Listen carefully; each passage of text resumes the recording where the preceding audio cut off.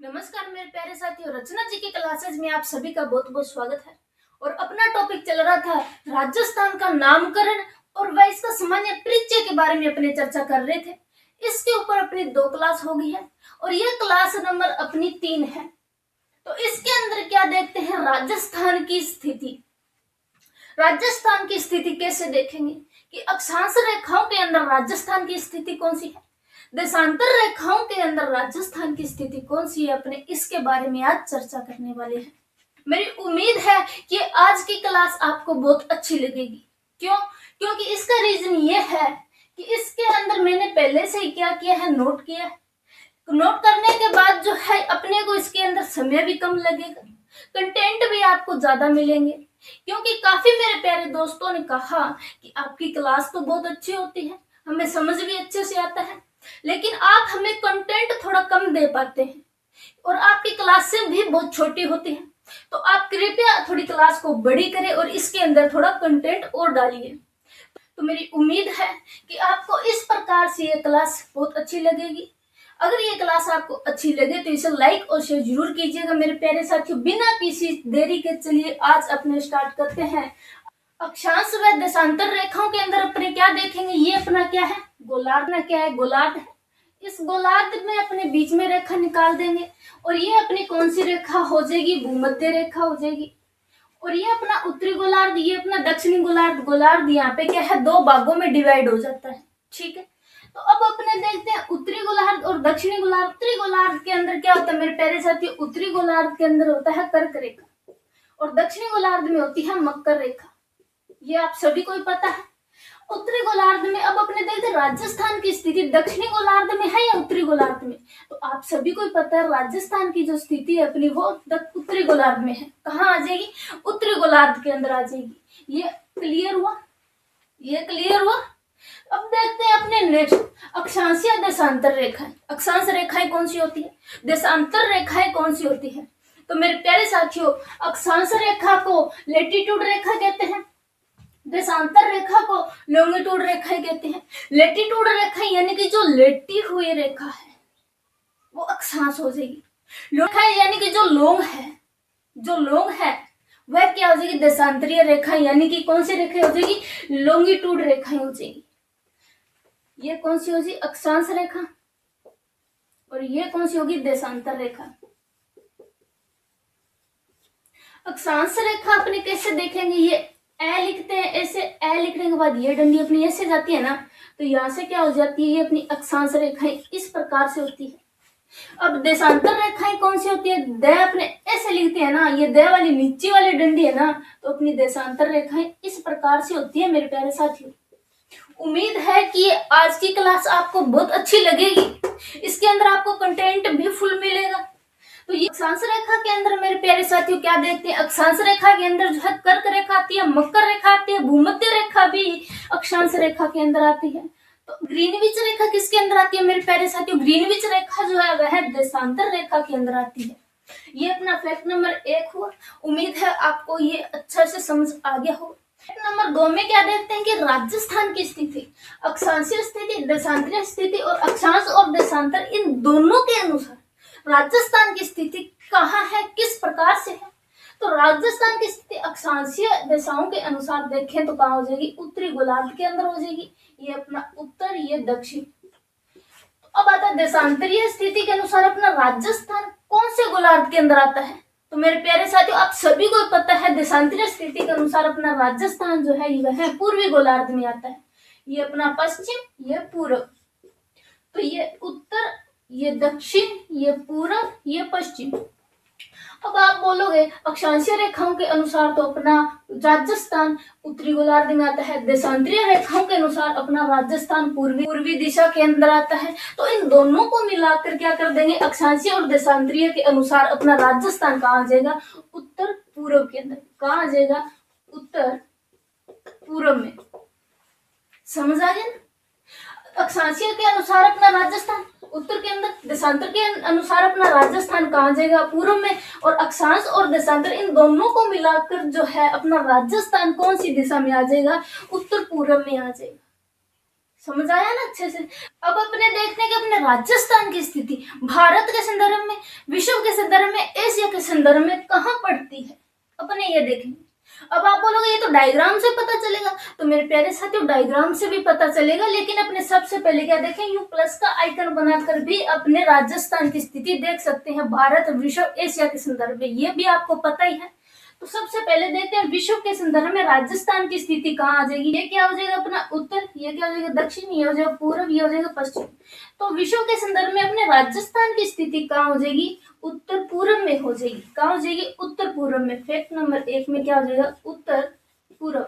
फिर देखते हैं एशिया के संदर्भ में अपने राजस्थान की स्थिति कहाँ आ जाएगी। एशिया के संदर्भ में जो है वह हो जाएगी दक्षिण पश्चिम। कहाँ हो जाएगी, दक्षिण पश्चिम हो जाएगी।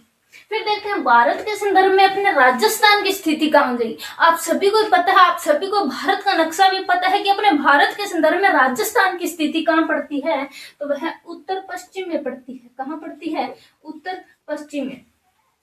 ये फैक्ट नंबर 2, ये 3, 2 में कहाँ पड़ेगी, दक्षिण पश्चिम में। 3 में कहाँ पड़ती है, उत्तर पश्चिम में। आप सभी को ये तो पता ही है उत्तर दिशा कौन सी है, दक्षिण दिशा कौन सी है, पूर्व दिशा कौन सी है, पश्चिम दिशा कौन सी है। आप सभी को ये पता होना बहुत जरूरी है। इसी के आधार पे आप ये प्रश्न कर पाओगे, वरना नहीं कर पाओगे। ठीक है, तो ये आपको, आई होप कि ये आपको समझ आया होगा। अपनों ने देखा अक्षांशीय देशांतरीय रेखा है, ये अपना गोलार्ध है। गोलार्ध के अंदर अपनों ने क्या देखा, उत्तरी दक्षिणी गोलार्ध। और अपनी राजस्थान की स्थिति उत्तरी गोलार्ध के अंदर आती है। अक्षांश रेखा को लैटिट्यूड रेखा कहते हैं, देशांतरीय रेखा को लॉन्गिट्यूड रेखा कहते हैं, अक्षांशीय रेखाएं ऐसे लिखते हैं। तो इस प्रकार से क्या हो जाएगी, अपनी अक्षांशीय रेखाएं होती है। इस प्रकार से लिखा जाता है। तो नीचे वाली डंडी से क्या लिख देंगे, अपने देशांतरीय रेखाएं हो जाएगी अपनी। ठीक है, तो अक्षांश रेखा के अंदर मकर रेखाएं आती है, भूमध्य रेखाएं आती है, कर्क रेखाएं आती है, देशांतर रेखा के अंदर ग्रीनविच रेखाएं आती है। ये अपना हो गया कंप्लीट। फिर अपनों ने देखा फैक्ट नंबर 2 में क्या देखा कि अपना राजस्थान जो है वह अक्षांश रेखाओं के अनुसार, देशांतर रेखाओं के अनुसार, और इन दोनों को मिलाकर अक्षांश व देशांतर रेखाओं के अनुसार अपने राजस्थान की स्थिति कहाँ है। तो अपनों ने देखा अक्षांशीय रेखा के अनुसार अपने राजस्थान की स्थिति कौन से गोलार्ध में पड़ती है, तो वह उत्तरी गोलार्ध के अंदर पड़ती है। फिर अपनों ने देखा देशांतरीय रेखा के अनुसार अपने राजस्थान कौन सी दिशा में, तो वह पूर्वी गोलार्ध में। उन्होंने क्या देखा कि अक्षांश और देशांतर इन दोनों को मिलाकर अपनी राजस्थान की स्थिति कहाँ पड़ जाएगी, उत्तर पूर्व के अंदर पड़ जाएगी। हो गया, ये हो गया। अब देखते हैं फैक्ट नंबर 3 पे क्या देखते हैं, अपने राजस्थान की स्थिति विश्व के संदर्भ में, एशिया के संदर्भ में और भारत के संदर्भ में कौन सी है। विश्व के संदर्भ में देखिए अपने सर्वप्रथम के विश्व के संदर्भ में अपने राजस्थान की स्थिति कहाँ पड़ जाएगी, वह उत्तर पूर्व के अंदर हो जाएगी। फिर आता है एशिया के संदर्भ में अपने राजस्थान की स्थिति कहाँ है, तो मेरे प्यारे साथियों एशिया के संदर्भ में दक्षिण पश्चिम हो जाएगी। फिर देखते हैं भारत के संदर्भ में, तो मेरे प्यारे साथियों भारत के संदर्भ में अपने राजस्थान की स्थिति कौन सी हो जाएगी, उत्तर पश्चिम हो जाएगी। ये सब आपको पता है और उम्मीद है कि आपको ये समझ आया हो। देखते हैं नेक्स्ट। चलिए अब अपने देखते हैं अक्षांशीय विस्तार। अक्षांशीय विस्तार कैसे देखें, ये अपना क्या राजस्थान है, क्या है राजस्थान। आपको बस क्या है, राजस्थान का मैप जो है वो आपके दिमाग में होना चाहिए। फिर चाहे आप उस राजस्थान की आकृति जैसे मर्जी ही बना सकते हो, अपने अनुसार डाल सकते हो। मैंने राजस्थान को क्या किया, ऐसे बनाया पतंगाकार। राजस्थान की अक्षांशीय रेखाएं देखें तो राजस्थान से एक रेखा यहाँ से गुजरती है जो स्टार्टिंग पॉइंट से, और ये रेखा कितनी होती है, ये रेखा होती है 30 डिग्री 12 मिनट। कितनी होती है, 30 डिग्री 12 मिनट होती है। और ये एक 30 डिग्री 12 मिनट, और यहाँ पे एक लास्ट में एक रेखा और होती है जो कि 23 डिग्री 3 मिनट होती है। कितनी होती है, 23 डिग्री 3 मिनट होती है। अब ये यहाँ से गुजरने वाली इससे ऊपर की रेखा कौन सी होती है, ये कर्क रेखा होती है जो कि 23.5 डिग्री होती है। कितनी होती है, 23.5 डिग्री होती है। अब अपने देखते हैं कि यहाँ से 23 डिग्री 3 मिनट अक्षांशीय रेखा और उत्तरी रेखा, अक्षांशीय रेखा है और उत्तरी अक्षांश के रेखा के बीच का अंतर कितना है, अपने ये देखते हैं। दोनों के बीच का अंतर कितना हो जाएगा, दोनों के बीच का अगर अपन अंतर देखें तो कितना हो जाएगा, 23 डिग्री 30 मिनट और 23 डिग्री 03 मिनट। अब आप सोचोगे कि अपन यहाँ पे ये 30 कैसे लिया, ये अपन तभी निकाल पाएंगे तब इसके बारे में अपने को कुछ पता होगा। जैसे कि यहाँ पे अपने देखते हैं इसका मतलब क्या होता है, डिग्री होता है, आपको भी पता है। इसका मतलब क्या होता है, इसका मतलब होता है मिनट। क्या होता है, मिनट होता है। इसका मतलब क्या होता है, सेकंड। ये यहाँ पे 2 डॉट है, यहाँ पे 1 है, यहाँ पे ये डिग्री है। मान के चलो यहाँ पे 5 डिग्री है, यहाँ पे ये 5 मिनट है, यहाँ पे ये 5 सेकंड है। ये अपने मान के चलते हैं डिग्री, मिनट, सेकंड। और ये सेकंड में आपको पता है ये 60 होगा, तभी तो ये पूरा 1 मिनट होगा। ये 60 हो गया। अगर ये 60 है तो ये पूरा 1 मिनट होगा, ये भी आपको पता है। तो यहाँ पे अगर अपने इसमें 30 लगाएंगे तो तभी तो यहाँ पे क्या 23.5 डिग्री है। 23.5 कितना हो गया, 60 का आधा कितना हो गया, 30 हो गया। तो यहाँ पे क्या हो गया 30 और 3। अब इसको माइनस किया तो कितना आएगा अपने पास 27.00। अपने पास कितने मिनट आ गए। ठीक है, तो ऐसे आप क्या करोगे, घटाओगे, माइनस करोगे एक दूसरे के अंदर से। ठीक है, तो अभी अपने देखते हैं कि टोटल अक्षांश कितने अक्षांशों के मध्य विस्तृत है। टोटल अक्षांश कितने अक्षांशों के मध्य विस्तृत है। अब अपने इसके बारे में देखें तो यहाँ पे अगर अपने यहाँ पे 23, 3 और 30, 12 को घटाएंगे तो यहाँ पे कितना आ जाएगा मेरे प्यारे साथियों, 60 डिग्री 9 मिनट आ जाएगा। कितना आ जाएगा, 60 डिग्री 9 मिनट क्या आ जाएगा, अपना अक्षांशीय विस्तार आ जाएगा टोटल। ठीक है, तो अभी अपना ये आपको समझ आया ना, ये आपको समझ आ गया अच्छे से। अब अपने देखते हैं ये वाला पार्ट। इस वाले पार्ट में क्या है कि ये अपने क्या करते हैं, नेक्स्ट लेवल से देखते हैं कि 2026 के अंदर अगर एग्जामिनर आपको किसी भी प्रकार से कोई भी प्रश्न से आपको फंसाना चाहे तो आप उससे कैसे निकल पाओगे। अपने थोड़ा जो है नेक्स्ट लेवल लेकर के चल रहे हैं। तो ये मैंने क्या बनाया, अपना राजस्थान बनाया। आपको पता है अक्षांशीय रेखाएं कर रहे हैं, अक्षांशीय रेखाओं के अनुसार देखें राजस्थान के अंदर अक्षांशीय रेखा कैसे जाएगी, ऐसे ही अक्षांशीय रेखा अपने को पता है। ठीक है, तो ये मैंने पहले डायग्राम बना लिया, इसकी अक्षांशीय रेखाएं भी बना ली। तो अब आपको पता है कि अक्षांशीय रेखा कहाँ से कहाँ तक है। तो अपना जो है अक्षांशीय रेखा जो है 23 डिग्री 3 मिनट से लेकर के 30 डिग्री 12 मिनट तक है, ये आपको भी पता है। अब अपने देखें कि आपको पता है कि 23 डिग्री 30 मिनट जो ये यहाँ पे राजस्थान के लास्ट तक जाती है। आपको पता है, यहाँ पे आपको पता होना चाहिए राजस्थान। पहली बात तो है राजस्थान का मैप आप सभी को आना चाहिए।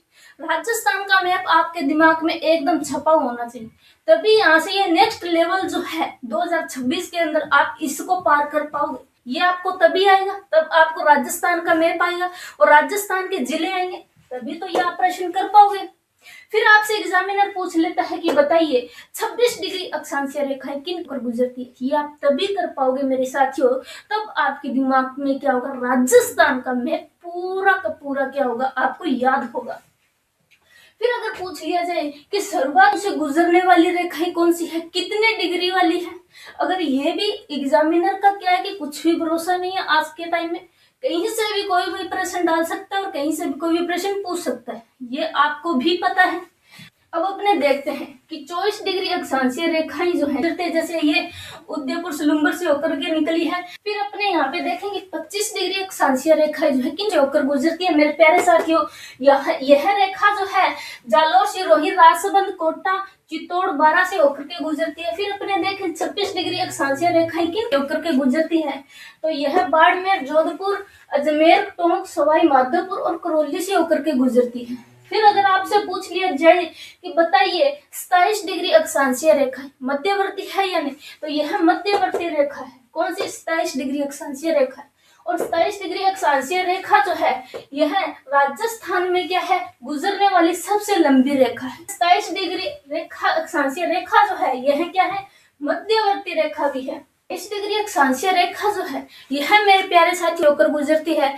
तो यह रेखा जो है बीकानेर, चूरू, झुंझुनू और कोटपुतली का थोड़ा सा छूती हुई उसको यह निकलती है। कहते हैं 29 डिग्री अक्षांशीय रेखा जो है यह गंगानगर, हनुमानगढ़ से निकलती है, और यहाँ पे 30 डिग्री अक्षांशीय रेखा जो है ऊपर से निकल जाती है। इतना आपको ध्यान में होना चाहिए, तभी आप यह नेक्स्ट लेवल कर पाओगे, वरना ये नहीं कर पाओगे, यहाँ से नहीं निकल पाएगा। वरना कोई भी यहाँ से तभी निकलोगे तब आपके अंदर माइंड के अंदर क्या होगा, राजस्थान का मैप आपको पूरा प्रॉपर क्या होगा, आता होगा, तभी ये प्रश्न आप कर पाओगे।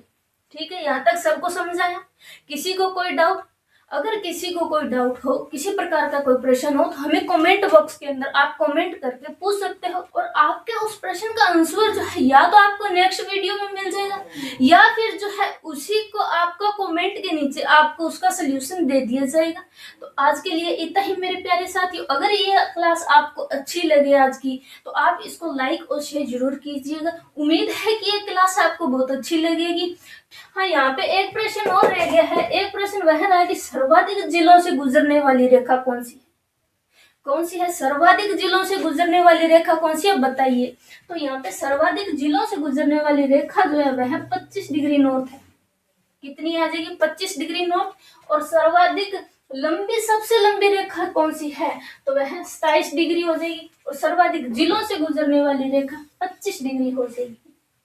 तो बाकी करेंगे अपने नेक्स्ट क्लास के अंदर। उसके अंदर भी अपने देशांतरीय रेखाएं देखेंगे, बिल्कुल इसी प्रकार से देखेंगे कि वह सर्वाधिक कौन कौन जिलों से गुजरती है, कितनी डिग्री गुजरती है, अपने इनके बारे में देखेंगे। तो फिलहाल आज की क्लास में इतना ही। जय हिंद, जय भारत, धन्यवाद।